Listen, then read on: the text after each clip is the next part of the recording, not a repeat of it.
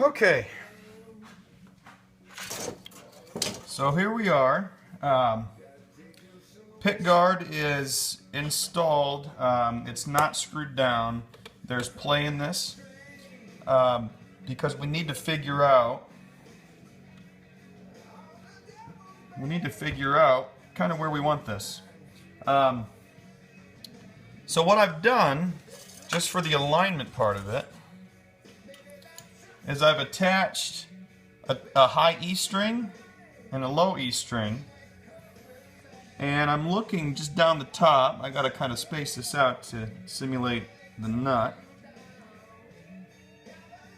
but just checking to see where it lines up with the pole pieces on pickups, and we're right in line right about there. So I've made marks on either side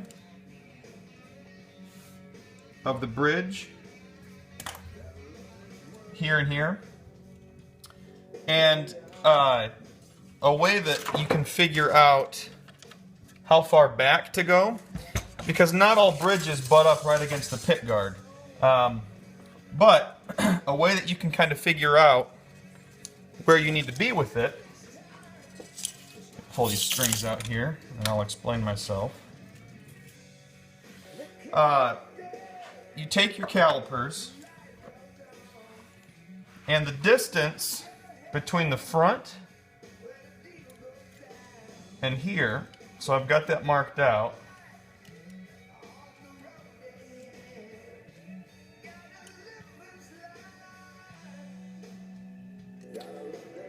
.78, and once you get your pick guard where you want it, and I've taken pen and made a permanent mark around here for where I need the pick guard. You just butt your calipers right against it, mark a line, and then take a straight edge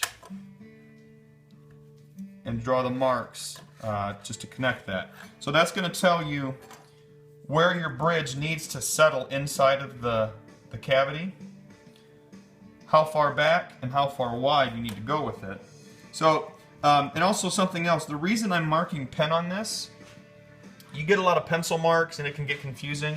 This is still going to be sanded, and I'm going to be going from, to get some of the file marks out, I'm going to be going with, a 60, 80, or 100 grit, and then work my way up to a 220, which is sanding grit. It's sanding grit for painting, for staining, for poly. 220 is where we're about going to settle at. Anything more than that, I mean, you want to be able to have some grip for the lacquer to hold on to. So 220 is about where we want it, and given that, you're going to sand all the way through those pen marks, so you don't have to worry about that, but the pen gives me a permanence of where I can figure out where I need to be.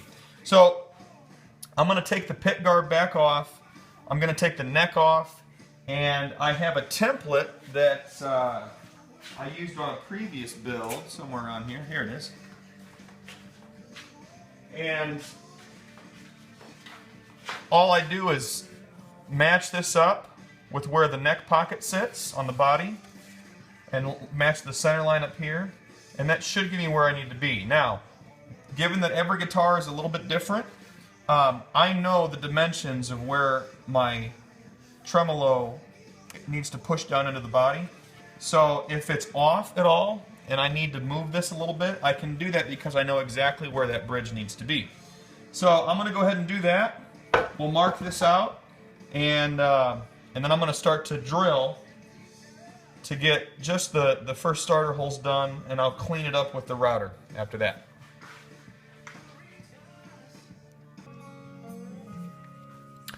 Okay, so we've got a couple more things done here.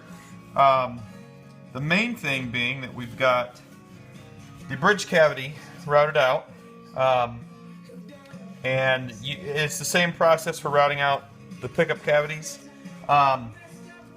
Because of the depth that you need for Telecaster Deluxe humbuckers, and that this customer wanted a tremolo style bridge, what we've got on the back here, I used another template. I'll show you this one. I used a template here for the back cavity, and I just adhesive taped that down, drilled out, used my router. Anyway, because of that, the bridge pickup cavity runs into the back spring claw cavity, which all that means is that the wires from the back of this humbucker are going to be visible when the back spring claw cavity plate is off. But anyway, this is all done, and now what we can do is put the neck back on, put the pick guard back in, and then kind of check the bridge for placement, and we're going to mark where the bridge is at and just make markings to where we need to fasten that into. So we'll get that done real quick here.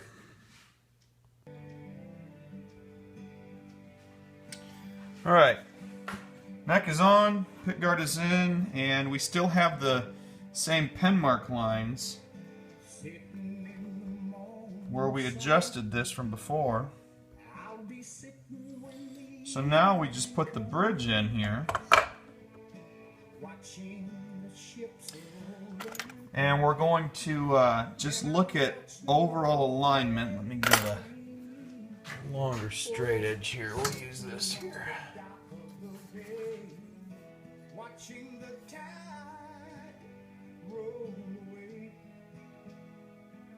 So move this over just a bit.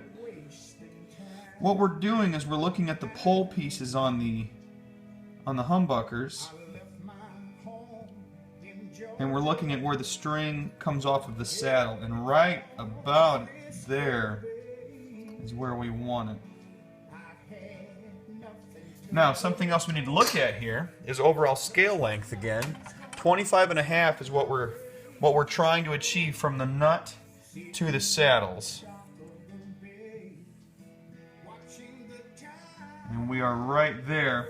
So that's with it pretty much butted up right up against the pick guard. So that's where we're going to be at as far as the distance closest to the neck. We just have to get the alignment right on the sides with the pole pieces. And I think where I have it right now is right where I want it.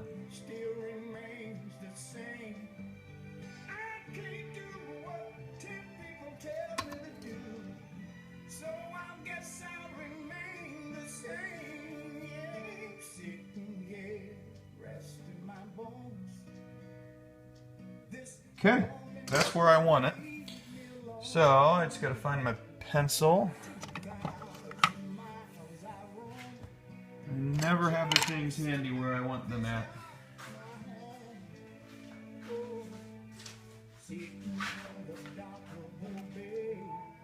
You know what? We actually need to use a pen on this one.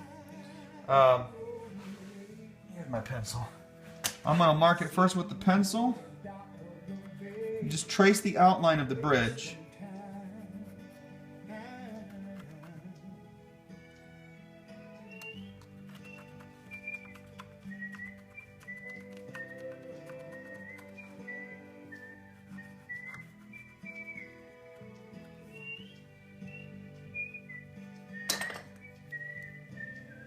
Okay, so I've got it marked with the pencil.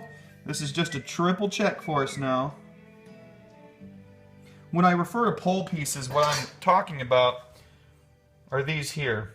These pole pieces are the active points of the humbucker, of the pickup. So these are where the magnets actually pick up the tone of the vibration of the string.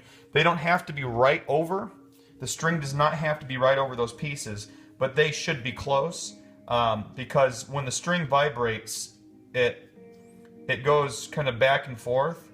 And so it's picking up that range there. So it doesn't have to be dead right on, but it should be pretty close to it. And we are looking just like that. So I'm going to go ahead and mark with my pen now.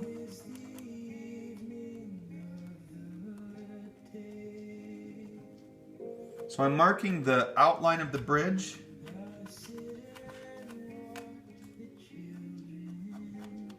Now what I'm going to do is I'm going to mark the holes for the screws of the bridge